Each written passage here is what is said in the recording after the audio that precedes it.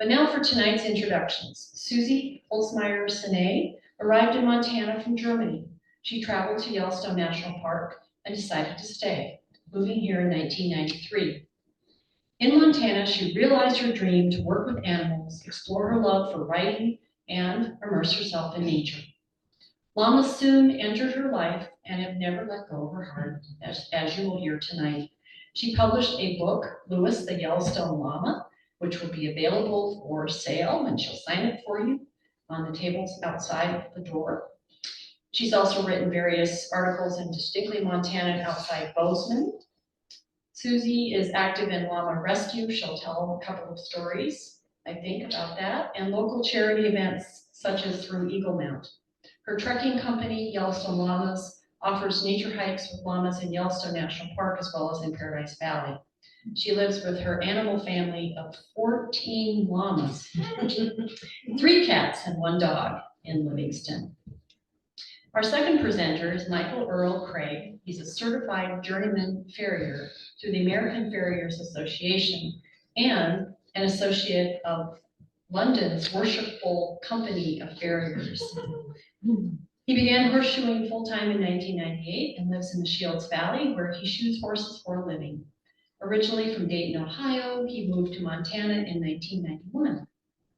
Earl has also written poetry since 1991.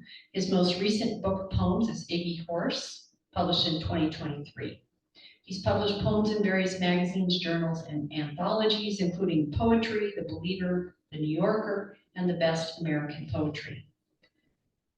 Earl was a recent poet laureate for the state of Montana and a Civitella Raineria, if I said that right, Foundation Fellow in 2021.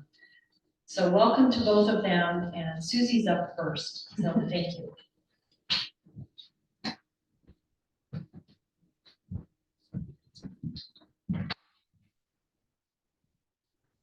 Okay, Karen already told you quite a bit about me, so I don't have to say so much about that, but nevertheless, my name is Susi Hülsmeyer-Sinay. Thank you very much for coming. Thank you very much for having me tonight to talk about nature and nurture, working with animals.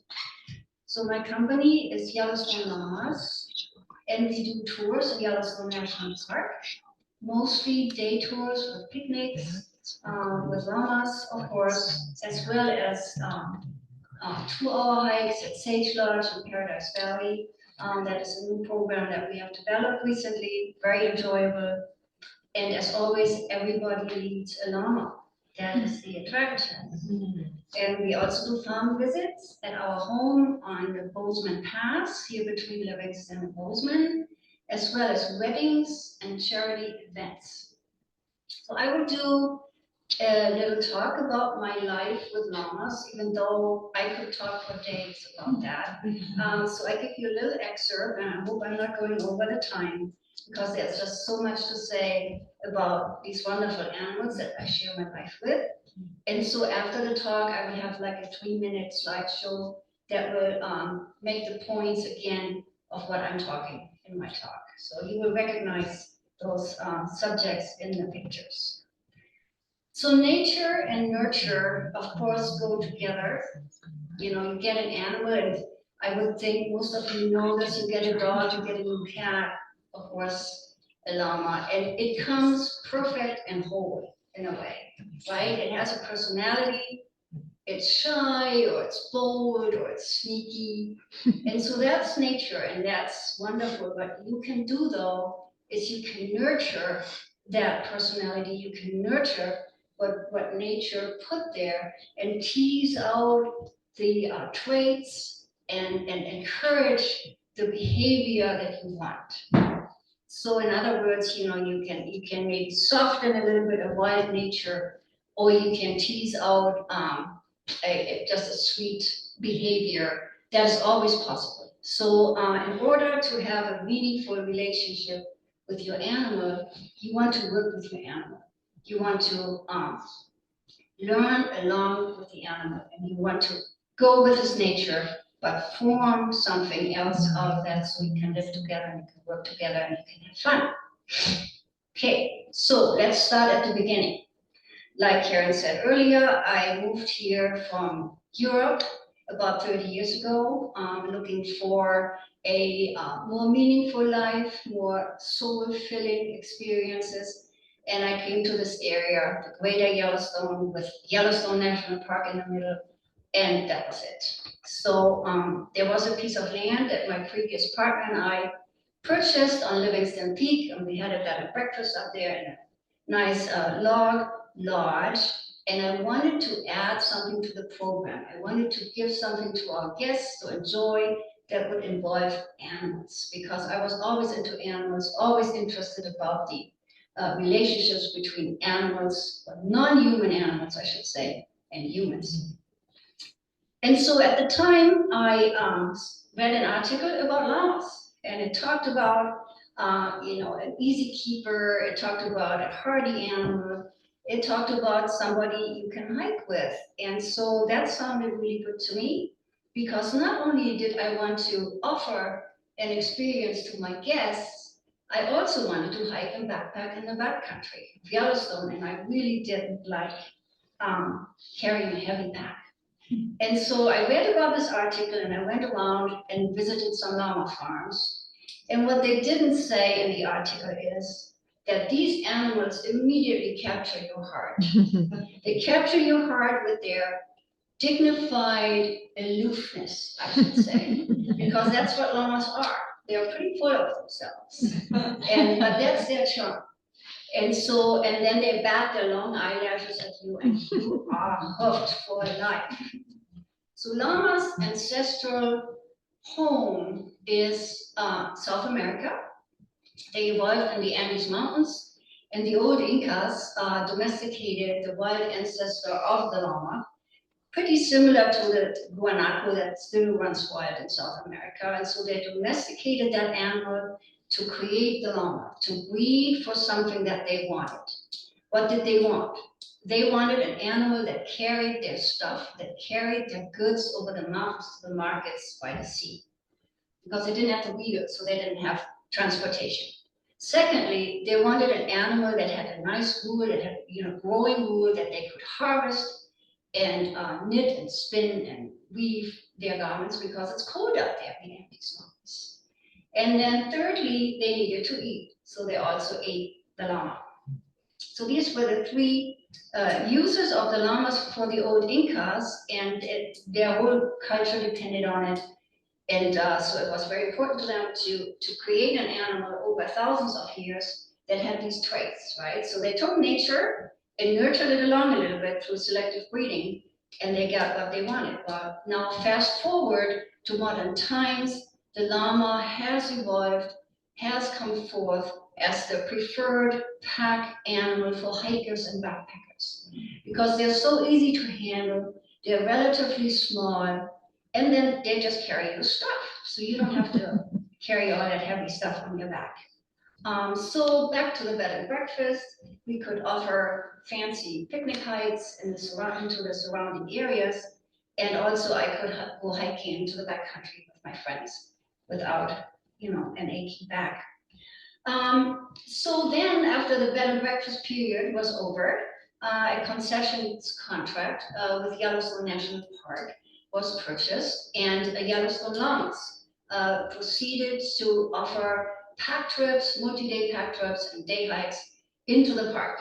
And of course, it's a wonderful place to hike. You can never see it all, and you can explore it all with llamas. It's really easy.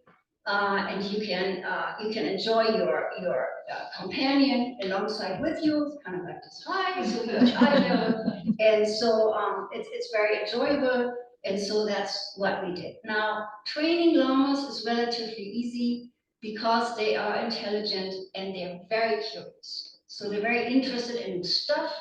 They don't want to be just lawn ornaments. They always look, what are you doing? What are you doing? So can I learn? And so that is really the nice thing about llamas, and for me to work with these llamas, because I don't train them, I don't teach them any tricks. We learn together. And like I said earlier, I'm teasing out the curiosity. I'm tapping into some traits that I like, and then of course I discourage the traits that I don't like. Llamas are, very upfront about who they are. They're very much like, this is who I am, take it or leave it. And so that's what you get to work with. And of course, people often are not like that. People often hide who they are. They sneak up to their animals, or they, everybody's different, obviously, but animals are just open.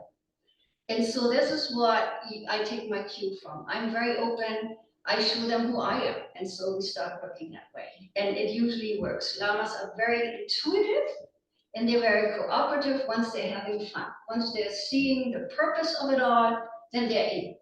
And they like to hike. They feel good in the wilderness. They see wildlife before we do. So it's a great benefit having the llamas along, just even going for a walk without a pack. Now, part of my training or teaching is desensitizing, because they need to learn that I want to touch them, and that I go out with a lot of people who want to touch them. I mean, I go out with people and they say, can I touch them? Where can I touch them? Can I hug them? Can I kiss them? And so llamas are not really cuddly animals. They don't really like to, huddle up with you.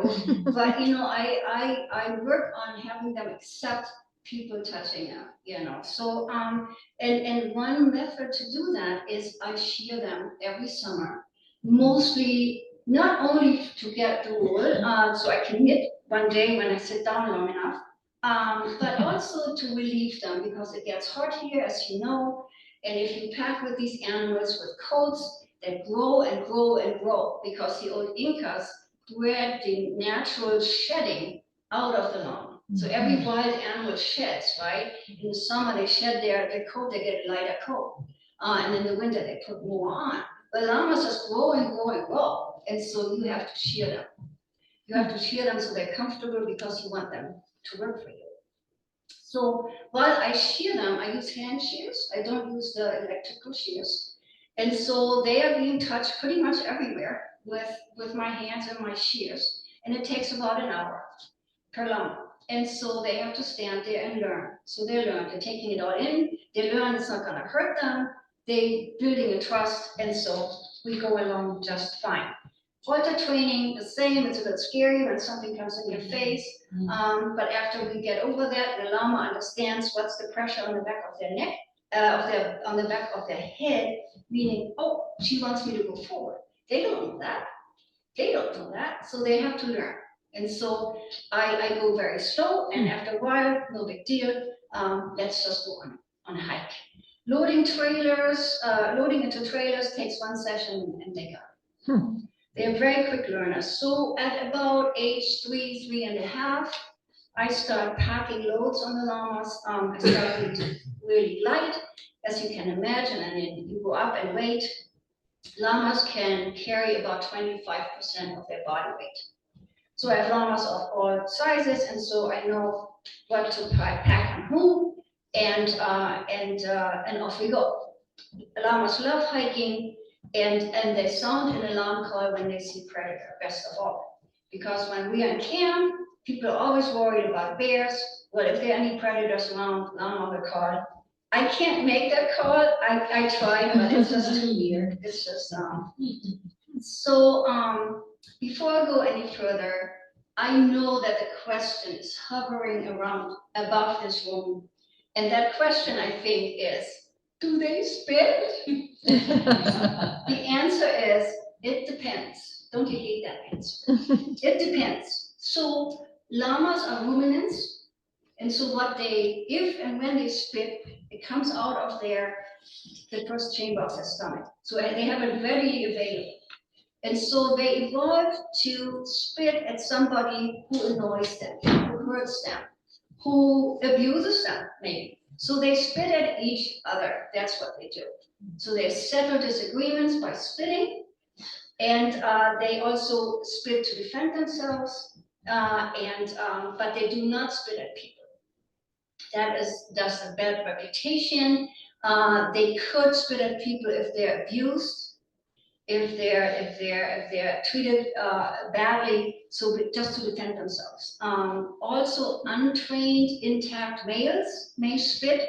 So if you go along a pasture, along a fence, and there's maybe one llama in there, because I heard that from people saying, no, some llama spit at me. And then I found out, well, there was this lonely llama out in the pasture. He was intact.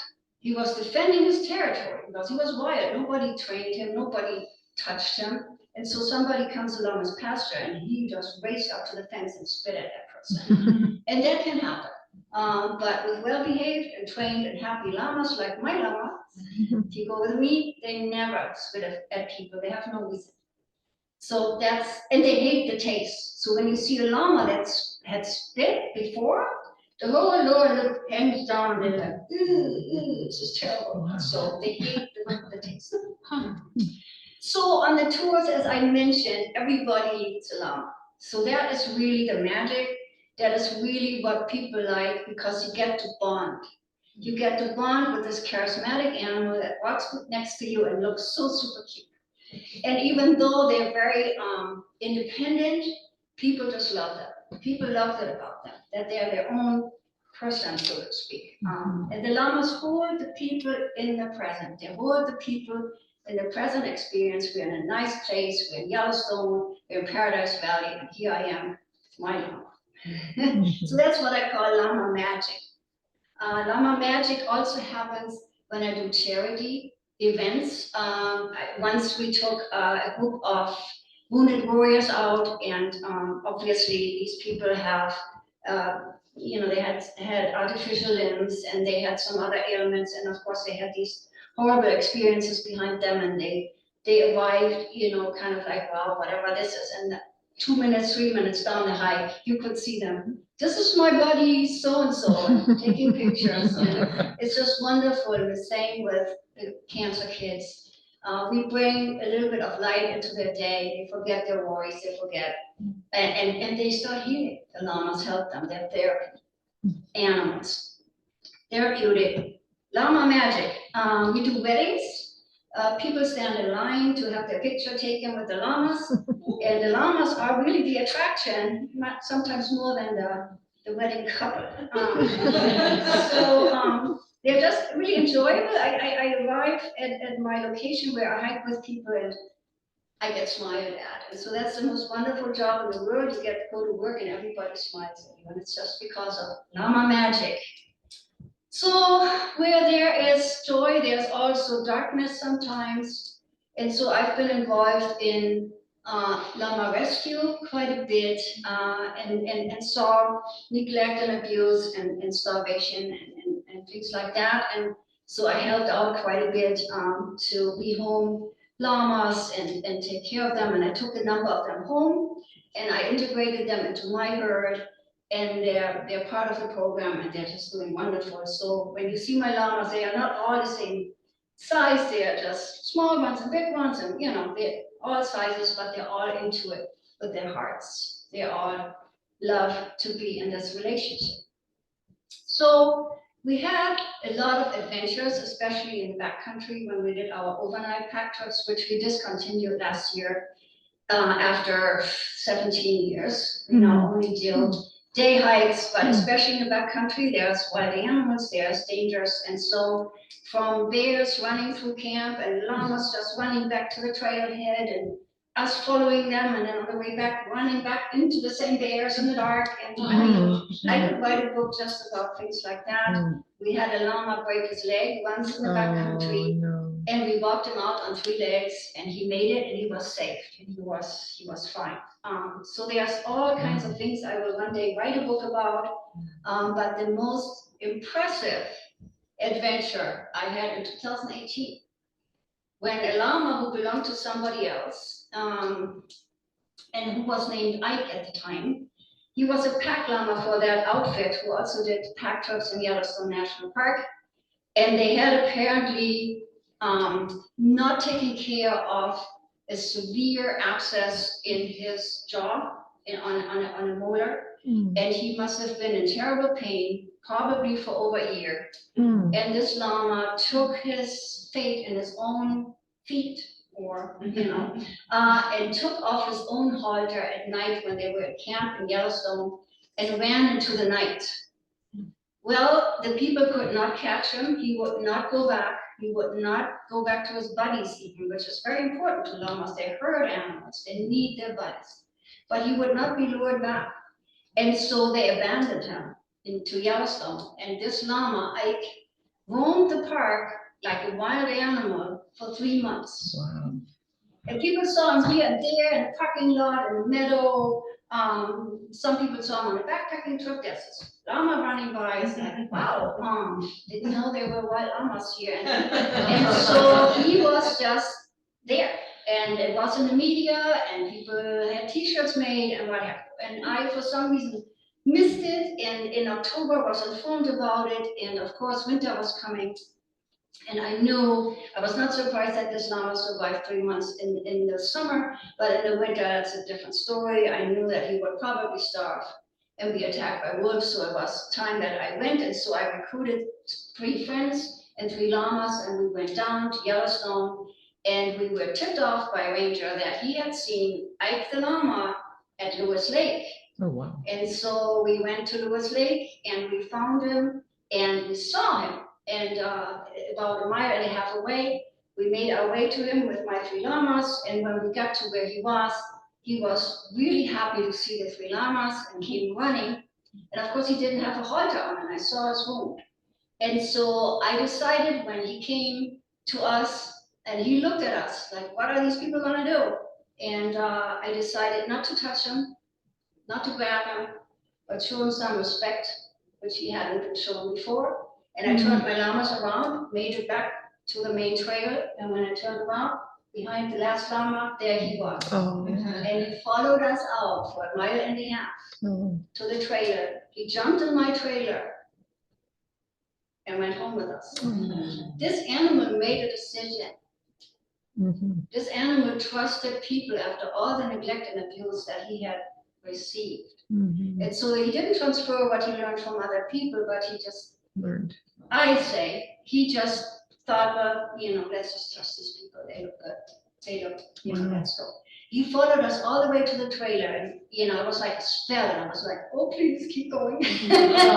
So we took care of him, and he is part of our herd today, and he is our star. And we were on TV for a little bit. We were a little bit famous. I wrote a book about and I named him Lewis after Lewis Lake. He needed a new name. He needed a new life and a new name. And so there's a book now about his adventures while he was in the park. So it's 50% fact, 50% fiction, based on what I know about the park and based on what I know about llamas. And it's for sale tonight. So in closing, I want to say, I have so much more to say, but I know we have a time limit here. The llamas are my partners, and I distinctly feel that they are interested in working with us and working with me because they're getting something out of it. I'm not making them dance on a rope or something. So they do something that they like anyway. They like to hike, they like to go places, they like to see new things. And so I tapped into that and I nurtured that curiosity, and it has worked to this day. I have 14 llamas now, and I've had llamas for almost 30 years now, and they're all llamas. I can recognize them all, but each one has a different personality. And that's what I tap into, and it's been a great joy. And there you have it. With nurturing and encouraging desirable traits and strengths in the animals that we work with, we can work together and have fun. Thank you very much.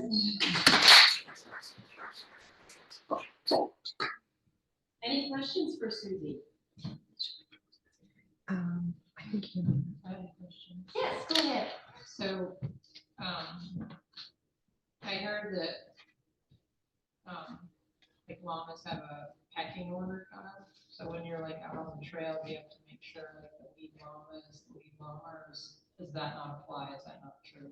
That's a good question. So the pecking order only happens at home. Okay. When they're free, so to speak. Once they're on a lead, all that goes out the window. So I determine who leads with me, and who goes behind, and everything's fine. There are no disagreements on the trail. So once the halter's on and the weed trips. Yes, everything changes. Businesses. Yes, Yeah. exactly. Yeah. Yes. How do you choose which llama goes with which person?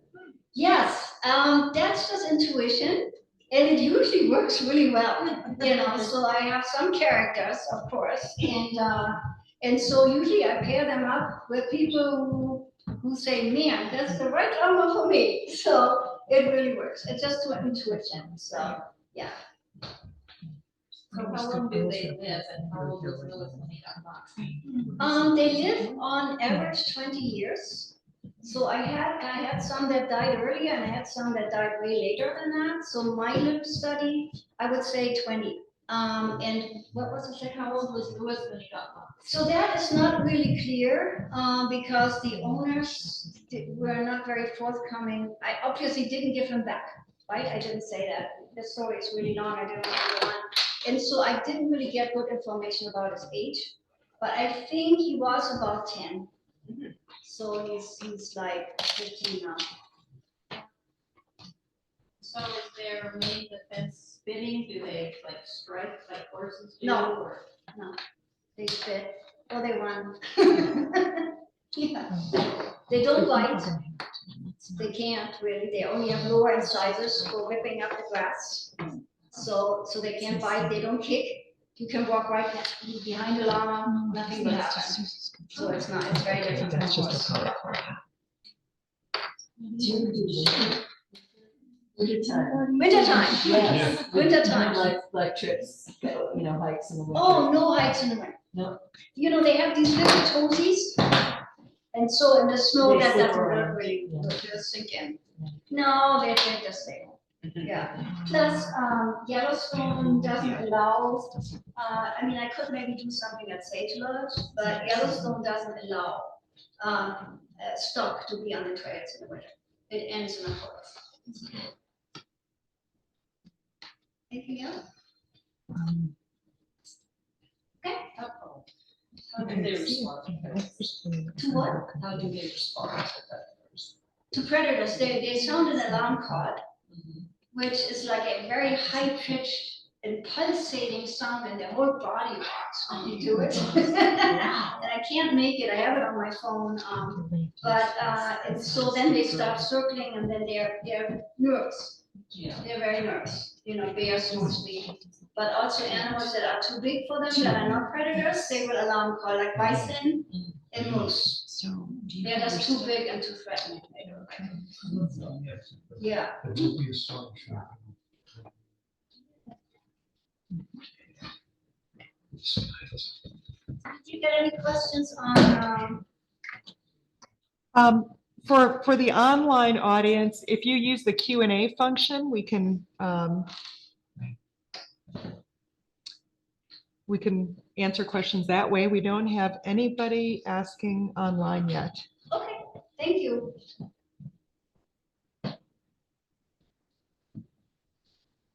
How much does your average llama weigh?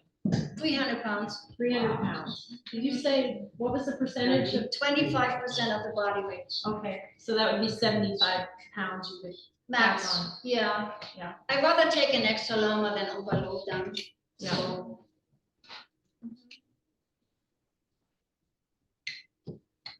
Did you go down? Okay. Oops, sorry. Okay. What is the most surprising thing that you learned about llamas, like you were expecting or just stands out to you, like you didn't know about llamas before you were their friend? Yeah. Well, the most surprising thing is how long it's been going on and how much fun it still is. And how they still surprise me and how they still charm me every day. So, yeah. We can put it. Yeah. And did you have a question? That was great. All right, well, I am,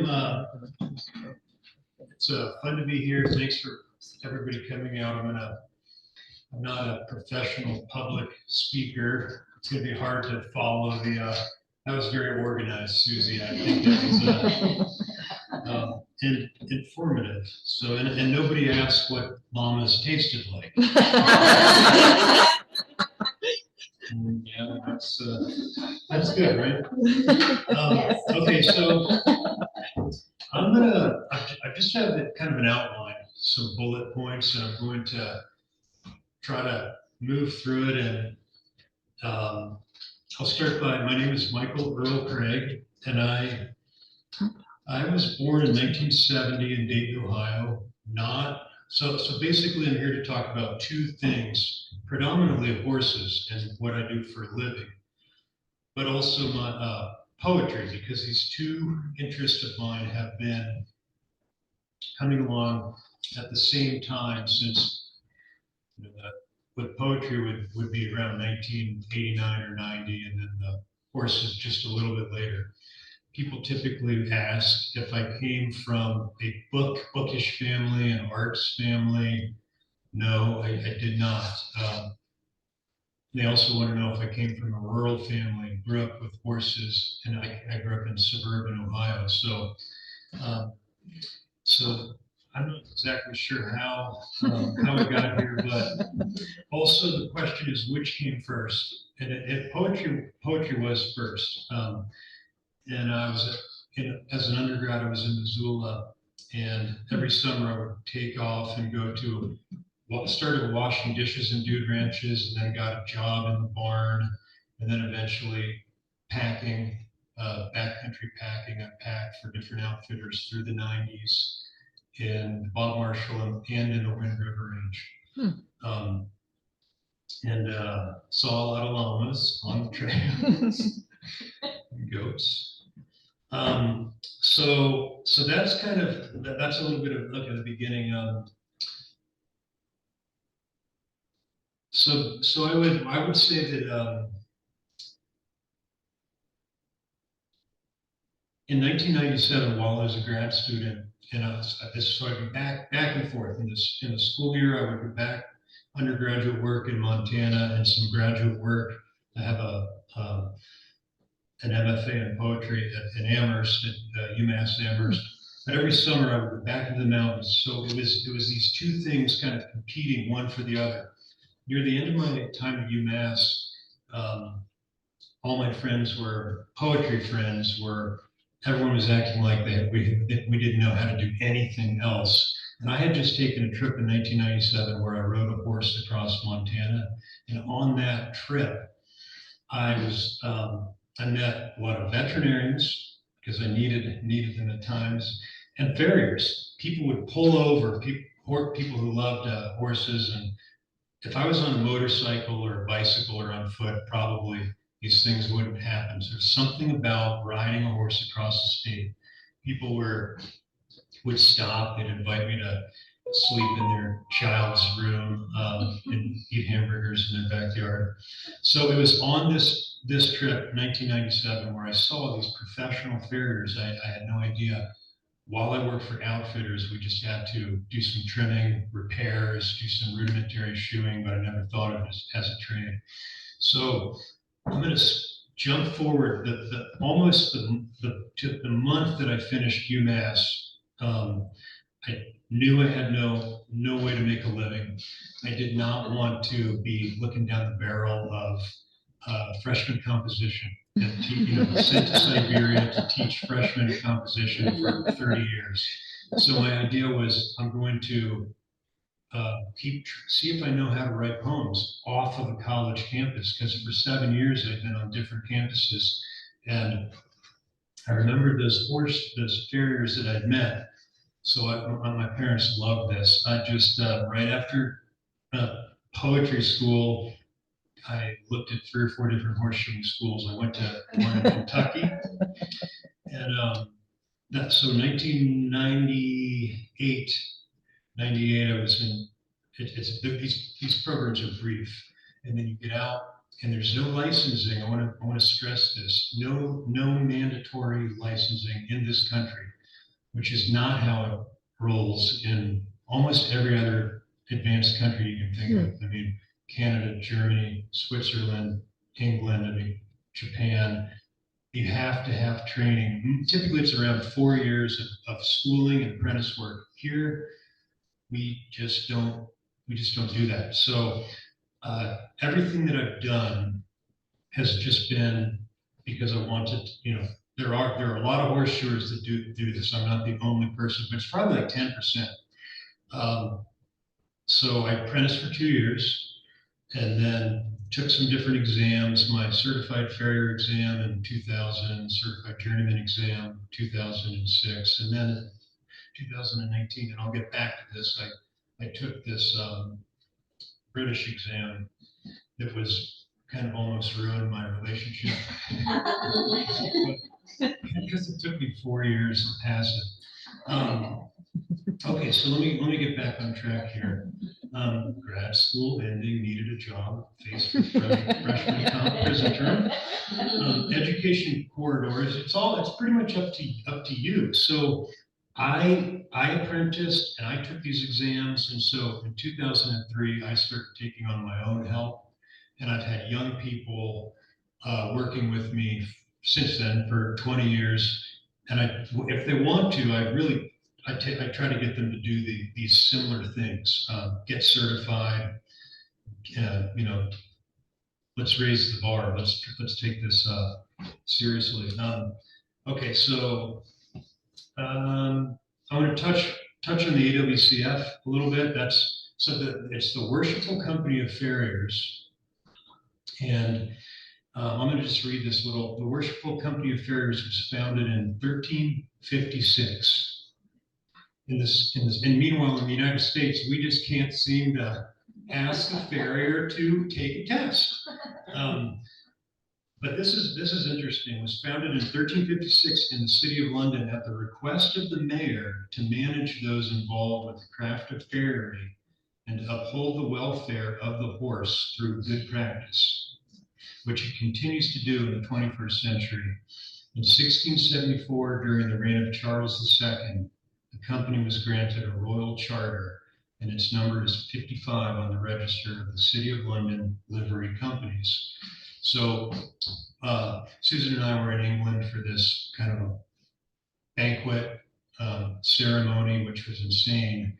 I mean, and you just walk down the street and you'd see the Worshipful Company of fishmongers, candle makers, Fletchers. Those are the people that made the arrows. Oh, just about almost anything you can think of, but the Worshipful Company of Farriers has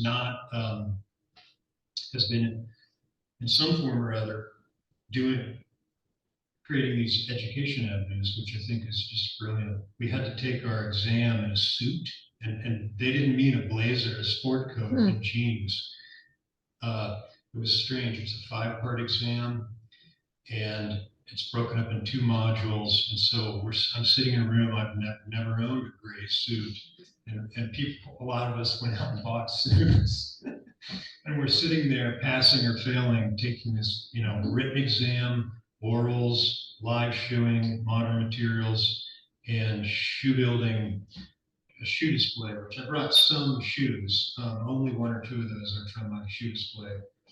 I thought it would be best to leave them on the floor, because if I try to put them on the table, they're just going to end up on the floor. Okay, so a couple more things about shoeing. I think a lot of people want to ask me always about therapeutic shoeing. And sometimes owners, even farriers, we tend to put therapeutic shoeing up on this pedestal. But when I was apprenticing, I worked for a man named Jack Millman in New England, and we would go to these vet clinics and do therapeutic work, and we'd get back in the truck, and he would say to me, so what did we do? What did we do there today? What happened? And the first time he asked me, I thought, this is a trick question. I didn't really know the answer. But I can't remember how I answered the first time, but I quickly learned what he wanted me to be recognizing was that we were doing good basic work. We weren't going in there doing fancy stuff. We would usually be going in there and trimming heels that should have been trimmed in the first place, or dressing flare, addressing conformation issues, building hoof mass on feet that were just trimmed way too short. So it was interesting. Right away, I was seeing that therapeutic shoeing is good shoeing, and good everyday shoeing is what makes animals happy. solid basics of maintenance is a real job. Also, schedule is king. I've had customers who want me to do the work, but maybe I'm a little bit more expensive than they want me to be. So they want to see me less frequently. And I'll tell them, you are better off getting someone whose skills are, who's just beginning, but who will be here every 6 weeks instead of pushing me out to 12 weeks because of finding that. And that is just the absolute truth. I can't, no one can do the job well if you're letting it go beyond. It's about 5 to 8 weeks. Some horses really should be seen every 4 or 5 weeks if they have a problem. And so this is what it is. But typically in the spring, 6 weeks, 7 to 8 weeks, right around now. If it goes right now, horses that I saw today, if they're over 7 or 8 weeks, they're looking long. So blacksmithing component, there's definitely that. So, and that's going to be obvious. But the other thing I don't think a lot of people think about is the artistic component. And Doug Butler wrote a book maybe 25 years ago called Shoeing in Your Right Mind. It's either shoeing in your right mind or shoeing in your right brain. I think it's shoeing in your right mind. So it's the creative side of your mind, of your brain. And it seems strange to me at first. But what you're asked to do as a farrier is go over to something that's on the end of a horse's leg, which is a hoof capsule, and you're holding it in your hands. It's like a block of wood or a piece of marble because it's a three-dimensional object, and it's encasing all the blood supply, bones, tendons, ligaments, and no two farriers are probably going to trim it exactly. You're not just trimming it on one level. You're putting it up on a peg and sculpting it, reducing it from all dimensions. And then you go back to the animal, and your job is to, you saw it. You had so many seconds to see it. You go back to the animal, and now you're taking a piece of steel in the forge, and you're trying to replicate those lines, straight spots, the toe, the radius. So there, it's pretty amazing. In the beginning, it takes many, many trips back and forth. And then in Doug Butler's book, he talks about when you look at something, the horse's foot, you're training yourself to break it up into quadrants and to memorize. You don't think of like, now I'm memorizing what I'm looking at because I'm going back to the animal. You get better and better at it, and that's what you do. So when it's going well, it looks really easy. But it's like you get a chance to look at something, somebody's foot or the shape of a puddle in the driveway, and then you go back over to your animal and you're remembering that, and you're using the horn to recreate that. So that's one thing I love about it. I've had poet friends of mine say, doesn't that get a little boring just tacking shoes on? And it's not just tacking shoes on. It does not, I'm telling you, it does not get boring. The only reason I think I might not shoe forever is because it's physically it's brutal.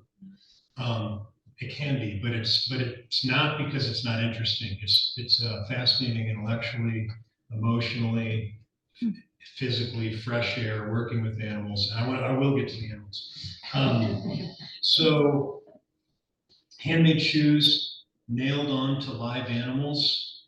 This to me is like an art project with some consequences, because I could make candlestick holders all day long in my shop and nobody gets hurt. But it comes down to nail holes. It comes down to two things: fit. So what I think is fascinating about shoeing is you're creating a shoe that sits right over the threshold between sensitive and insensitive form tissue. And then you're using these tools.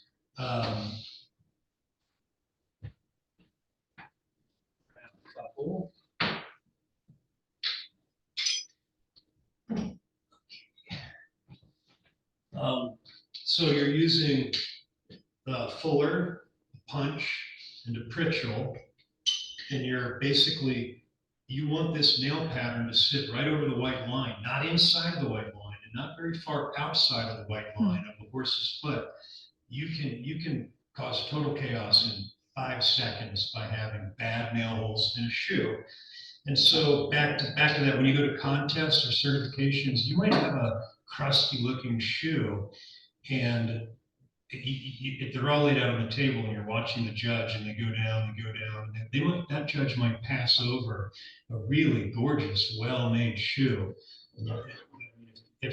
If that person flips it over and the nail holes aren't right, then that shoe just goes into the trash can for the judge, and also in everyday work. So that's what I mean by consequences.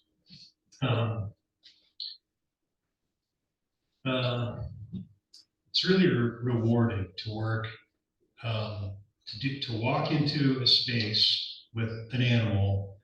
Some of the horses I've known, I've worked on for 15, 18 years. Some of them are new customers. Many of them, though, I worked on horses today that I don't know. I mean, I've been at this account where I was today for 20 years.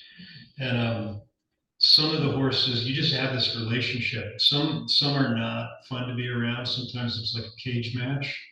It really does feel like kickboxing or something. I mean, and people are watching you going, you want a drink of water? Can I get you some coffee? And I'm just getting ragdolled around, like literally tossed around. But when it's going well and you're working on it, like today I shot Snoopy we did a bunch of horses, but I prepped Snoopy's shoes in the shop at home before I went there, and I can just forward them, shape them, clip them, rock the toe, get them all set up just at home, and I mean, and I know this horse, and so that is pretty rewarding, I think, to work with animals, and that part also does not get old. Put these on the floor because I'll break this glass counter. Okay, so let me say a few more things, and then the horses are like patients, like the relationship develops. I have my watch list always. There's like 5, 6. Hopefully, I love it when it's 2 or 3, but sometimes horses that have problems, and so I'll text or call and say, like, Sea Salt, Lance, Tinky, Jimmy. These are some horses that are currently on my watch list. There's actually 2 horses named Jim and Jimmy. But like, I'll just text them. I'll be driving and I'll think, oh yeah, Sea Salt, I wonder how he's doing with that new Heart Bar shoe. So then I'll text the owner and we'll have a little back and forth. And sometimes the news is good, and sometimes the news is bad. And the weather has a lot to do with it. Sea Salt in particular. I should have changed his name. I love this horse though. I mean, this is what I mean. I root for this horse. I think about him in the middle of the night. Sometimes I'll wake up and I'll be like, he did, he looked good or he didn't look good, or what's going on with Lance or these horses. So it's not, it's a hard, okay, I'm gonna shift back to poetry because I do feel I need to sort of wrap this up. As you said, I mean, it'd be easy to talk for 2 hours about shoeing and not even get to the poetry. People want to know how animals factor into my poetry, and I think that animals are usually. I don't think about this when I'm writing it. When animals enter the poems, I'm not thinking, now I'm going to put a figure into the poem that represents innocence, or that represents, childhood or honesty, but they usually function that way. Walt Whitman has this passage from Song of Myself. I remember reading this when I was maybe in high school, and I wasn't even really involved with horses. I was not. I'm just going to read a little passage, not the whole poem. But regarding animals, he says, they do not sweat and whine about their condition. They do not lie awake in the dark and weep for their sins. They do not make me sick, discussing their duty to God. No one is dissatisfied. Not one is demented with the mania of owning things. Not one kneels to another, nor to his kind that lived thousands of years ago. The poem goes on and it's just amazing, but that sticks with me all the time. I mean, I think about that, the mania of owning things, politics, listening to the radio in the morning, the stupidity of the world that we live in. And then you get to go check in with these horses. As long as the owners aren't around, it's a dream job. Okay, so I'm going to end by reading a couple poems, if that's okay. Yeah. Yes. I'm going to start with this is my second book, came out in 2006. This poem I'm going to read is, "This is how an anvil comes to you." It was waiting for me when I returned, sitting on the back porch in the rain. An anvil with a shipping sticker placed squarely on its face. It's a beauty, let me tell you. Only 100 pounds, but with all the meat where it counts, in the waist, in a sweet spot like that of a coveted Kolschwa. And what a curvaceous form. Perhaps because it's the purest possession a person can own, the anvil does not depreciate the moment it lands on your doorstep.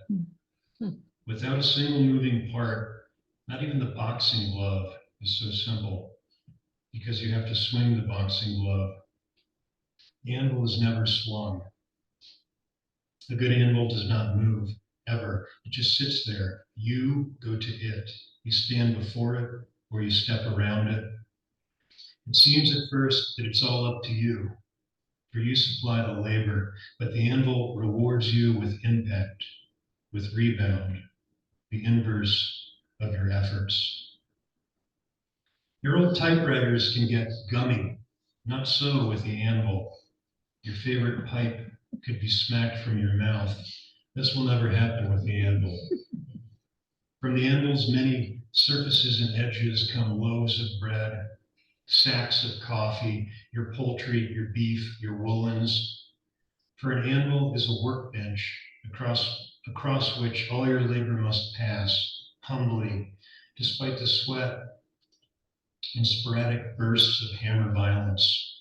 And from that labor, the paycheck, the fruits, some say. Boxing gloves produce no fruit. Even an anchor, have I mentioned the anchor? Even an anchor must be dropped. They call it lowering and sometimes dragged. How so totally sad is the anchor?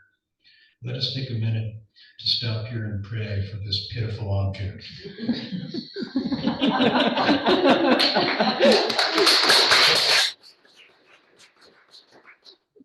I'm going to read two more. They won't be that long.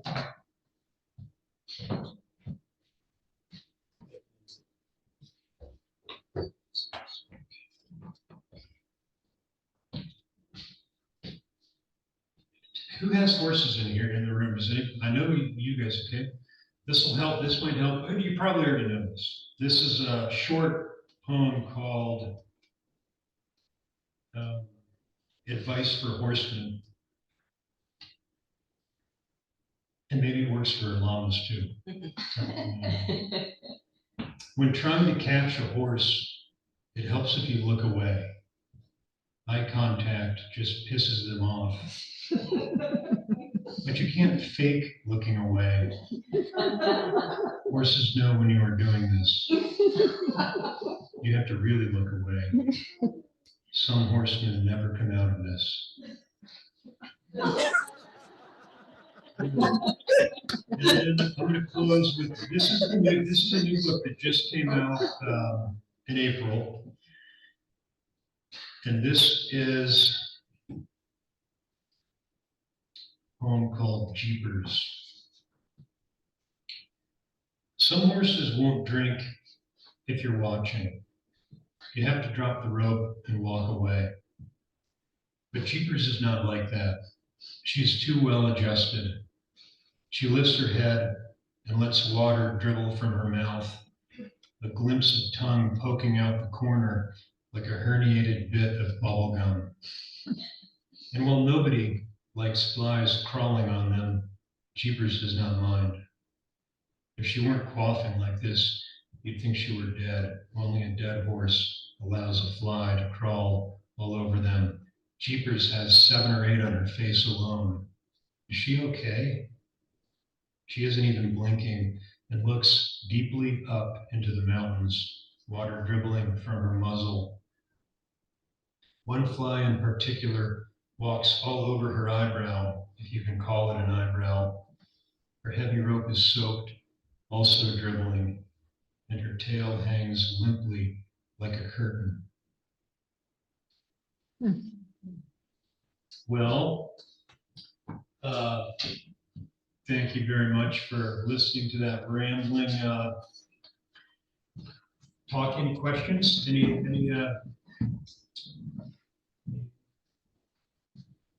Ted? When do people commonly age out of your profession? Well, okay, so when I started shoeing, I remember hearing a farrier say, it's 15 years, you do this for 15 years. I mean, but I don't think, but then I would meet people that were older than that. I have friends that are, well, Jack, who I mentioned, he's still shoeing. I mean, he's 78, I think, or mid 76, or I think he says 78. How surprised you? Well, yeah, there are people that shoe, and so I think I think another way to put this is this mentor of mine, Tom Wolf, I heard him say this a long time ago. Shoeing is a two-person job. When he said that, I was like, I mean, like I don't know what really, because I shoe horses by myself sometimes. I mean, but what he means is in the old days, there'd be the older the boss, and then there'd be maybe another person who would be in their 30s or something, and then there'd be some young people starting up, and there'd be the farrier doesn't do everything, neither does your dentist. You know, think about this. You don't go to the dentist and see him or her out there shoveling snow, and oh God, and then running in and checking you in, and then cleaning your teeth, emptying the trash, and reading the radiography. I mean, this is what, so to answer your question, you can shoe longer and happily if you have help. And in order to have help, you have to get your game up to a certain spot, I think, so that somebody might want to come hang out and work with you. So, but I am quitting on Wednesday. That's what Just so you know. But, so, Do people ever draw that? It sounds like, because you're talking about how you would look at it, but I don't know anything about horses. I know only really you as a poet, and it's really interesting to hear you talk more about your profession. And also, I know so little about horses, but so pardon my ignorance, but you just look at the foot and then based on. yeah, okay, so I think I hear you say, when I was in shooting school, Mitch Taylor, Kentucky, we'd be out in the shed area, and he wanted us all to be drunk. It'd take all day to shoot a pair of feet, like 1 foot before lunch and 1 foot after lunch. It was lots of ibuprofen. But he wanted us to draw. So, and I think he might have got that from that Doug Butler book. But I mean, it's not a new idea. So yes, I still have people who work with me will do this. We'll get a graph paper, and I'll show them, set up a box, 4 quadrants, and you draw the foot lightly with pencil, hinds and fronts, rye or like asymmetrical looking feet and symmetrical feet and problem feet. And it's really useful, super useful.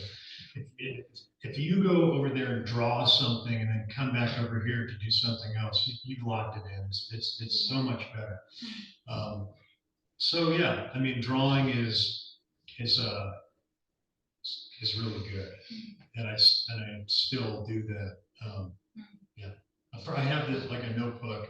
So if I'm gonna look at a foot and it's got a problem, I already have the feet drawn and some of these in this one tablet so that I can take a pen or pencil, make notes and make, adjust the shapes when I'm back in the shop making a shoe if I have to do that.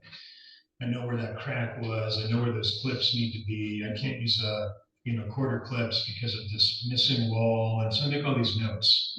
But drawing is really, So how do you make the horse relax? I would think that you just grab a horse's leg and mess around with the foot. What do you do to make the horse feel comfortable to trust you? Stuff like that. yeah. Well, so in 2006, I got kind of trampled a little bit, knocked down and stepped on. That's trampled. In the emergency room. And because of our health insurance, no, I'm just not going to prove that. But so after that, I had some rib problems, concussion. My calf is bigger than my thigh and everything. But when I did get back to work, I had to wear this thing and just twisting, rasping especially, anything like that was just so bad. And I hobbled around. And what I noticed is some of the horses that were problematic, that I fought with prior to this accident, they gave me a hall pass. and I told Susan, I said, I feel like Mr. Magoo, I'm out there I'm literally in pain, I don't want to fight. And so that's one thing that I learned is that sometimes you have to have something done to you in order to learn that. So I tell people who work for me, I pretend that you're feeble, you're not a threat, and horses, but in other words, I do think I've seen horses that will buck off the wrangler, but then the owner of the ranch thinks it's okay to put their 3-year-old niece on that same horse. And I'm sitting there, we're all watching this horse pack very carefully a child around in the corral. I don't know if some of you've seen stuff like this as well. So what it is, it's you have to you get better and better and better at exuding the proper energy. That's what it is. That's totally what it is. And sometimes I'm not saying I've aced. I'm going to have my days. I lose my temper, but way less than I used to. And actually, it's not. You can be losing your temper and like hiding it and still trying. But horses are pretty smart. They know when you're twisted up. So it's just like you have to get better and better at not letting yourself go there. It's part of it. But there are a lot of other things. But you're right. I mean, you can't just go up and grab. And sometimes it's hard because we're doing this thing that time is important. We've got to keep moving, and so sometimes you want to go up and grab their leg, but it's not wise. Do you know how many farriers took the test in London from Montana? Do you know how many hold that? I know 2 people in the state who've taken that particular exam. There are a lot of people who've taken that CJF exam. That's through the American Farriers Association. That's a good exam. But the British, the AWCF, is what makes it so spooky is you don't know what you're going to be asked to do when you go there. So you have to practice all these things, and then you show up and get these men with their suits and their white lab coats and clipboards tell you at 8 a.m. what you're going to be putting on the animal. Whereas the journeyman test, all horses get plain stamped shoes, toe clipped up front, quarter clipped in back, end of story. Big difference for that live shoeing exam. It's not comforting to know that you could be asked to put all these different bar shoes and weird things on a horse. And so, but right now there's one other practicing farrier who's taken that exam. Do you have to be invited or do you have to put in an application for that? You have to have been a certified journeyman farrier through the American Farriers Association for, I think, 6 years before you can Wow. be able to do it. But once you have that, you apply for their diploma, which they'll send you basically get the diploma through them, and that's your gateway into the AWCF exam. So you have to be pass the journeyman exam. The journeyman exam also has 3 parts to it. So I mean, I meet people who want to jump over the entry level exams. They're like, well, I've been showing for 20 years. I'm gonna take my journeyman, but you can't. You have to take these other exams first before you get to that one, and you know. But one thing I want to say about the exams is quickly is that it's just learning. It's not initials. People like the initial people think it's a big ego thing. It's to me, it's actually the other way. It's humbling, very humbling, because you're almost always getting slapped down. You'll pass the written, but not the horse, or you'll pass the horse, but not the bar shoe, and it's always circling back, going to clinics, talking to elders, talking to people who've been there, learning more, reading more, going back in again, trying to get something done again. That's why I said that the AWCF, I took it in 15 and then in 16, then I had some health issues and I came back in 2019, but it's not something that came to me easily, you know. But it's more, I think it's more about learning than it is about strutting around and feeling like you've got, because the more you learn about anything, the more you realize, oh, I don't know that much about, or I thought I had it all, you know, when I was 25, and now it's different. So, under what circumstances is it better to shoe a horse versus just shaping and maintaining a hoof? Yeah, so I am a big fan of trimming only, and I think it's the farrier's job to know the difference. So, but Mother Nature set the whole thing up so that growth matches wear or use, you know. So shoes are needed when wear is just exceeding growth. For one, that's a big thing. So people are like, yeah, my horse is sore on the gravel, and the cousins are coming over, and we'd like to ride a little down the road. So when there's a problem, shoes are needed. But a lot of times, I like to talk people out of shoes. Sometimes it's 92 degrees out, and I'm covered in flies. I'm tired. I don't think that this one needs it.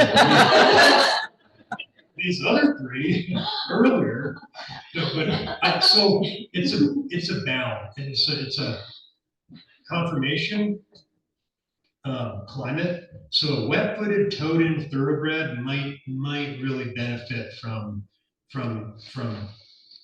some shoes, but like a straighter horse that lives up in Glastonbury on a dry hill and got good strong feet, and then nobody's really doing a whole lot with it, or if the riding is minimal. I love to see horses that are barefoot, because the minute you put a shoe on, you've gotten in the way of Mother Nature, and So the normal processes yeah. don't occur. Yeah, some of those normal things don't occur. And back what I said earlier, you have this huge range of skill, but even when you are skilled, it's a day-to-day thing. I mean, it's the weather.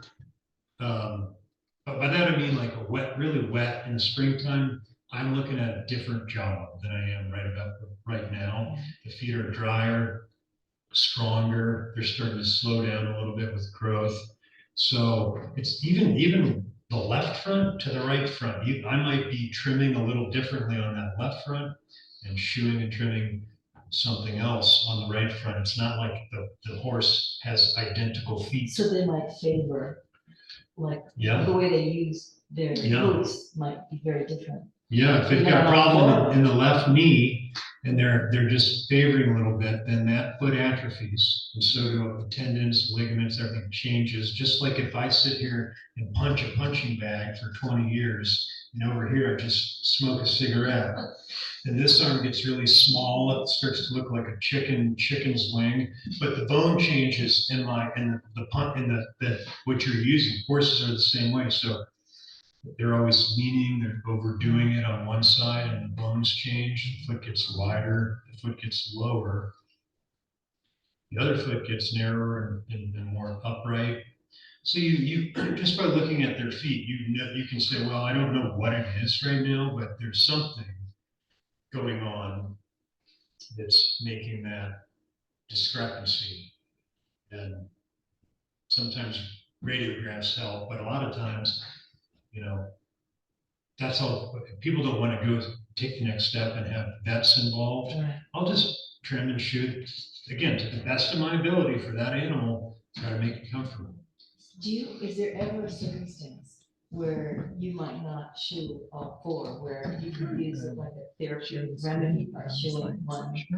Yeah. Do you Yeah. ever do that? Yeah. Like sometimes I'll shoot a front end only. Sometimes I'll, most of the time it's a pair of feet, but not always.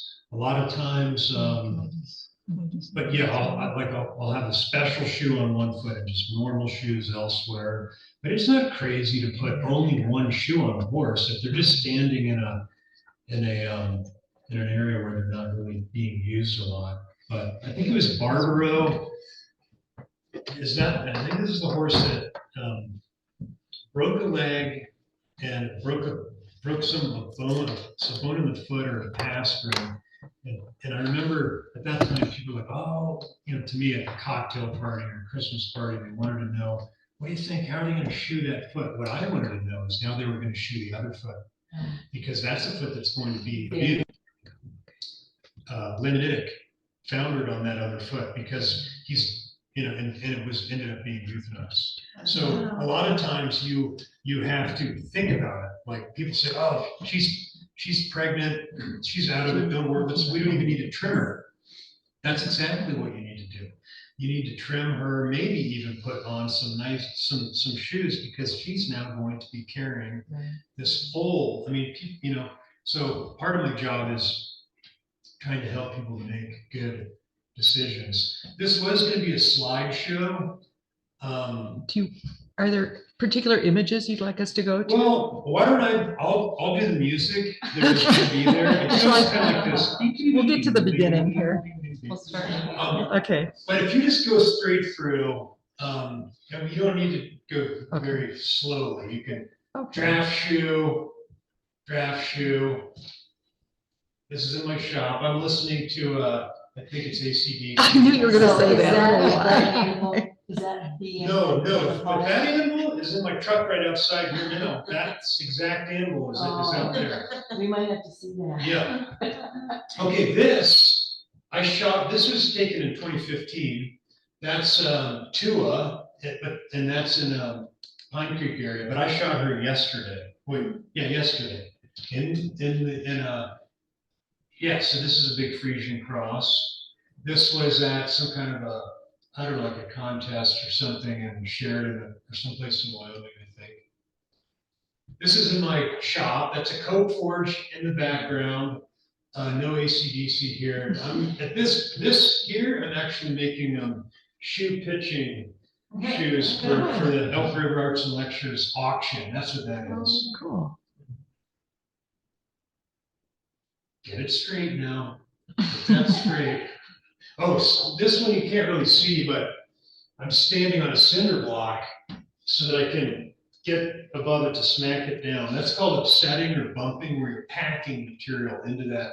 So you quench the ends off, and then you hit it like that, and it basically upsets and thickens right in the middle, because you want to have a section change, and it's painful to do that. It hurts now.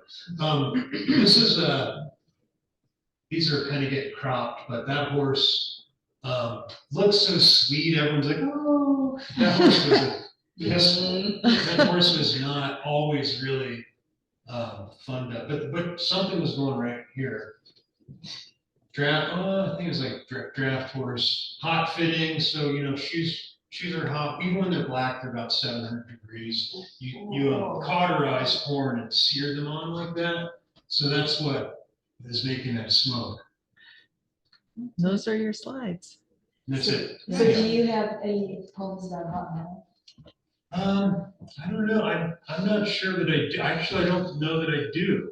But I have so many horse poems and that it was hard to pick a few of them. Yeah. So any other questions? Just wanted to say, one of your online audience just wanted to compliment you both on a great presentation, each of you. So Well, thanks. Yeah, it's been fun. Thank you both very much.